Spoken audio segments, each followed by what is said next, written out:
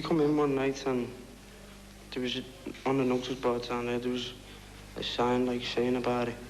When we first looked at it, we thought it was like something like the QE2 or something like that. We thought it was like a pleasure cruise.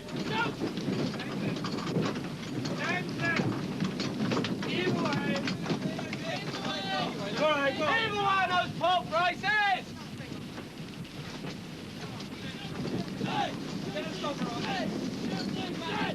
Well, my friends think really that it's just a bit of a skive actually. I'm going off for a fortnight at the end of term and they seem pretty, well, some of them think it's a bit of a jit really that I can get away. 2-6. He! 2-6. Hey! Hey! Come on, lads, do some beat. One more, go on! 2-6. Hey! Right.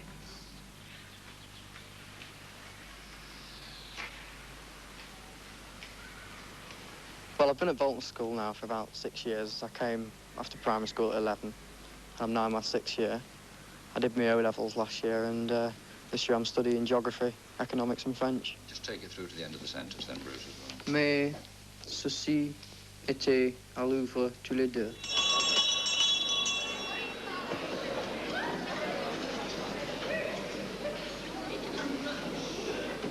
Grace now. For what you are about to receive, may we be truly thankful. Amen. And my father came here and my uncle, 2 uncles in fact, and an auntie, so sort of following a bit of a tradition and coming.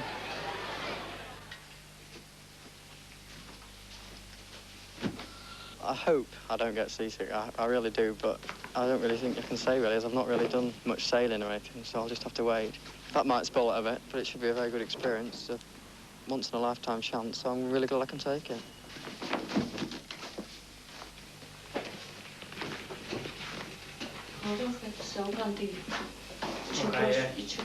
All right. Your two brushes are in there.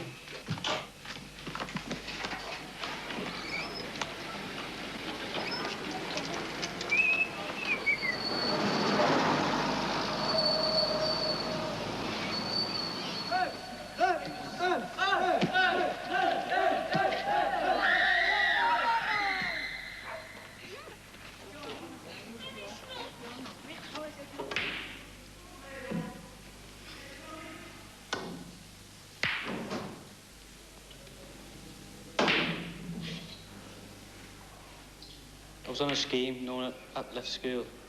Just went straight onto a scheme, working here. And then went to the butchers.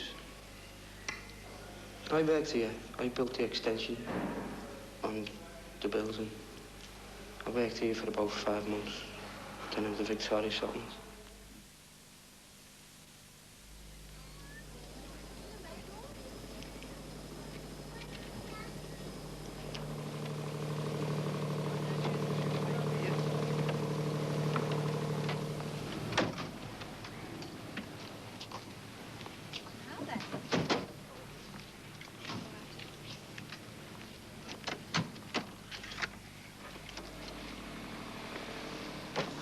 Hello.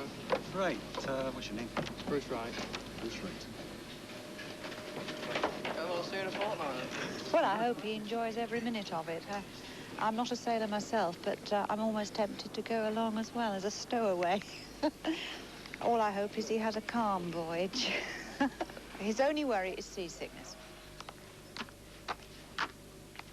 Right, thank you. Follow me, we shall go that way. Okay, we'll do. Down onto the half deck. Right. Do you come straight down or what? We had to go to London, and then from London we got, what was it, the 8 o'clock train? 8 o'clock, yeah. Mm-hmm. Have you been sleeping a bit? No, I didn't. He slept a little bit. You're 3, you haven't got a hammock, have you? You're lucky. Hammocks are nice. And it looks like a banana. There's ties on your side of your bed. If you lift your mattress up, you'll see 2 ties on the side of your bed. And you want to put them on when we're at sea. Because otherwise, if you change tack at night, and you're in your pits, that's changed from one side to the other, you roll out. Half and right, welcome on board. I'll take your passport, please. Half and Hesketh, welcome on board. Half and Haley, welcome on board. I'll take your passport, please. Okay, and how much money do you have there? 66. 66 pounds, okay. And what else like to hand you? 3 rings. 3 rings, okay. Okay, Haley, just for the record, do you swim? Yeah. And how did you hear about the schooners? He has it through a U club, Shrewsbury House. Yeah? U club. Okay. You ever done any sailing before? No? Well, I haven't done very much either, so it should be all right. Right, OK, if we can have the watch leader, he can climb the rigging first, and the rest of the trainees will follow suit. Your hands go on to the shrouds. That's the sort of vertical pieces. You never hold on to the ratlins. If one of those ratlins gives way, well, you sort of go swimming. When you get up there, or when you're out on the bowsprit, you always clip round something horizontal, never anything vertical. If you clip onto something vertical, you get a beautiful guided descent. We're all standing on the deck sort of clapping. Oh, that's a good one. Right, OK? Bruce, what's it like up there? It's pretty frightening. It's worse having to keep stopping. It's petrifying. You've got to stop up the top there, waiting for somebody else. Getting down out of the crow's nest, it's worse. There's nothing to hold on to. You've got to find everything. It should be quite good when the boat's moving, though. That'll be more fun. Right, gentlemen, sit down. Well, welcome on board, officially, en masse. Briefly, I'm going to tell you what we're going to try and do the next fortnight. We are here, present time in Southampton. At the moment, this is the weather maps that we've been getting through. And for the next 48 hours, 72 hours, unfortunately, there doesn't look as though there's going to be very much wind. The idea, really, is to get round this corner. That's what we're going to try and do, and get back down into the Bay of Biscay, down here. But we'll come out tomorrow and hopefully come round, get out into the English Channel, and then head towards the west. You're in, although you might not appreciate it when you're being seasick, leaning over the lee rail. A fairly streamlined, beautiful machine. But what you might say the Red Rum, or the Pele, or the Ian Botham of the sailing world. Please treat Malcolm Miller as your home and look after her. It's a very expensive bit of kit to maintain. A mizzen sail, which you'll be seeing later, just having a new one made now, costs some £8,000. OK, finally, my job is to help you. That's what we, the permanent crew, are paid for. The more assistance, information we can give to you, the better we'll be pleased. Come up. You just heard the watch leader say, come up. That's the sort of signal or the order that is given when everybody that's hauling on the rope lets go of the rope except the front man. And he is the person who's going to make it up to the cleat or the belaying pin. OK? And there's 5 jobs on the bridge. You're either on the wheel, number 6. There's 2 lookouts, one either side. There's a messenger. And there's someone who maintains the log and everything else. Okay? Right. Next on the wheel. That's it. Well, take it off and do it again. You did it right. Now let's see if you can do it again. Over. Find when you're doing something Under. Right, now in 3 figures of 8. That's it. Right, that's it. Now you start your coiling. So, where you do it, left hand by the pin, right hand about there. How big do you make the coils? Depends how long the rope is. Little bit of rope, little coil.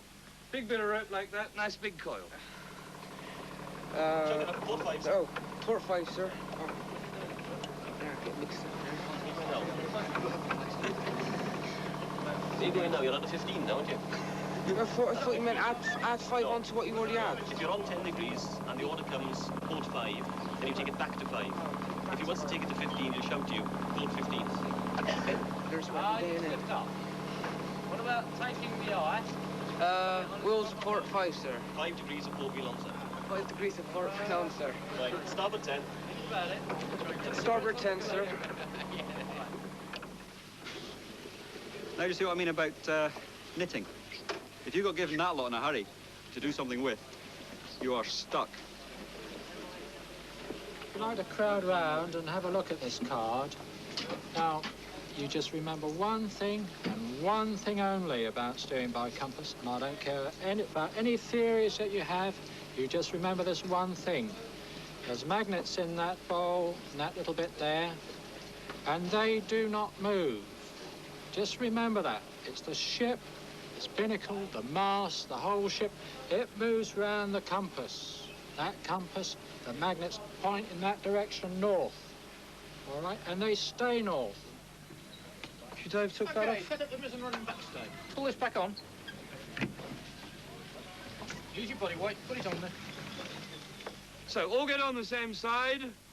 They're full of supper, which they've enjoyed tremendously. They're all going to pull away hard, and what's going to happen?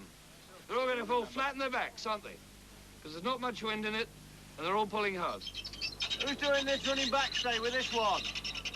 It's for them. Come on! You want another one up here? Right. Vast heaving. You ever heard of these people called 2 and 6? You'll be hearing them ad nauseam in the next fortnight. The way we do it is 2, 6, heave. 2, 6, heave. 2, 6, heave. 2, 6, heave. 2, 6, heave. Right, hand the inner jib. Where you go? Pull it away. Easy. Beautiful. In 2 weeks, you can see a change, one hopes for the better, in a lot of these lads that we have. One of the joys, I think, is that you get people from all walks of life. I always quote the cruise where we had 2 from Buckingham Palace and 2 from Borstal. 5 minutes after they were on board and we put them in smocks, you couldn't tell which was which. You're going to get some people who are very intelligent. You're going to get some people who are thick. The thicker ones will learn something perhaps from the intelligent ones and vice versa. We get people from Borstal and they might be sleeping above a police cadet. It's all part of the game. We don't try and segregate them. We have no choice in what we get. They come for the fortnight. Once they're in a smock, they're all the same. Come on! Get yourself! Grab a life jacket and go! Right, that is the alarm bell, which you all heard. There is no other bell like it on board. If you hear those bells go again, it is for real. We only do this once, so you get up there quick.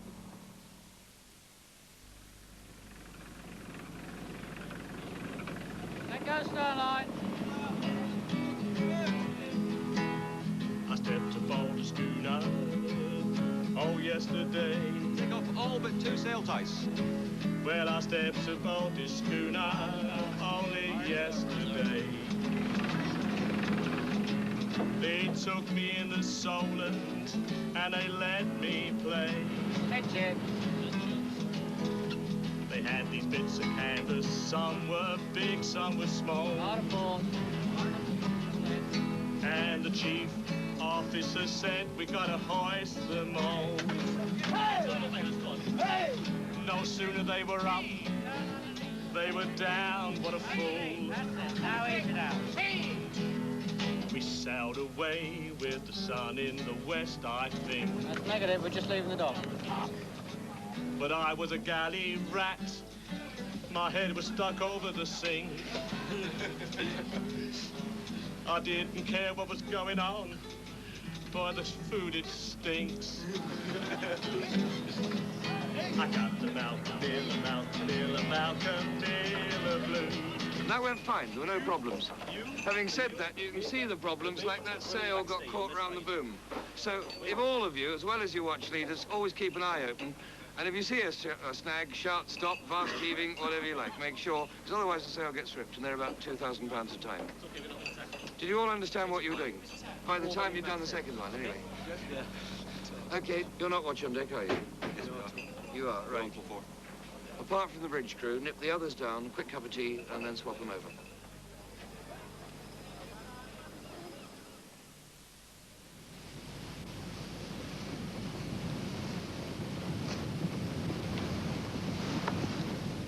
Half the purpose of being on a sailing ship is to put the boys into a dangerous situation. That's all part and parcel of the game. They're going to go aloft in rough weather because they have to. They man the ship, they do the work. There's no way we can get around it. You have to worry about them when they go aloft, but at the same time, you have one great thing is that they are scared, so they will hang on that tighter. But you need the element of fear and achievement, and both sometimes come together, and that's what we try to achieve here. We try very hard to hack a sense of safety into them. I'm forever at them to have an eye for themselves, an eye for the ship, a hand for themselves, a hand for the ship. We do go at them all the time. We're continually at them about safety. And again, it's quite surprising. You can see how much more interest they're taking in their own self-preservation and looking after other people, not just letting something go, but having a good look round to make sure that before they let that go, somebody else isn't going to get hurt. I've got this thing about heights. There's only one way to get over it, and that's to go up there. That's the only thing you can do, just go up there. I wasn't looking forward to it. When we first got on board and they said we had to go out there, I didn't want to do it. So once we'd done it a couple of times, you just crawl out there, don't think about it. Quite enjoy it now, actually. I'm scared of heights, but I've no fear of going up. Just when I'm up there, pretty shaky up there. I've only ever been out there once, and I won't go out there again. No. We have to keep this ship tidy for obvious reasons. It's quite nice, the half deck at the moment. We had this weekend when we got a lot of engineering done, a lot of work, and the upper deck's a mess. It's covered in oil and grease and dirt, and we're trying to get that up, and because we haven't had a happy hour down here for a week, the inside of the ship is as well. The way I like to play this, I'll tell you all where you're going in a minute. We normally do it for an hour. If you're finished in half an hour and I'm happy, you can have the other half hour sitting on the stern smoking or whatever you'd like to do. If it takes you an hour and a half, that's up to you. Scrape out all the dirt from the corners, plant all the stones. Happy hour, which is probably a misnomer if ever there was one, is a cleaning routine whereby everybody has a position which he goes to at 9 o'clock every day for an hour and spends an hour cleaning that part of the ship. We attach tremendous importance to this because with 55 people living in close company, if it starts to get dirty, we end up looking like a pigsty very quickly indeed.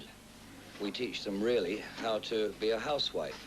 We scrub decks and we show them how to do it properly, and it's all a bit of a nausea. The funny thing about it is that they really quite enjoy doing it. There's a definite sense of achievement by the end of the week where they can see that an area that they have been cleaning has come up considerably from what it was at the beginning of the week. In the mornings, during a happy hour, if anybody's bed is not made up, their bedding is hoisted to the top of the mast until they get the idea to make their bed up. So that's where I'm going. Who's that? There's a cook's.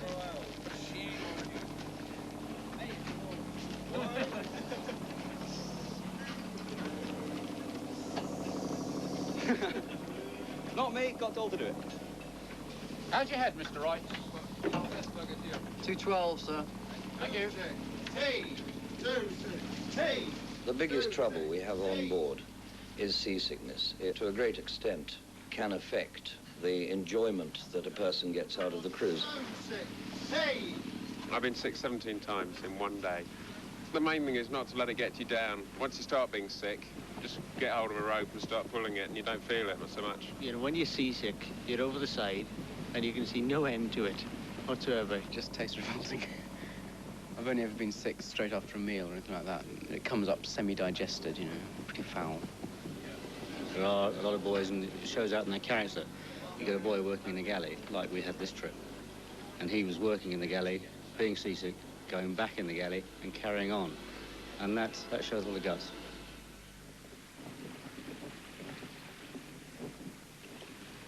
We haven't had much wind yet. Those of you that have been seasick, you will probably find you're cured. There are usually about 2 that suffer throughout the fortnight. The rest of you will probably find you're over it now. But try and get a quick start on that if you can as we're going in.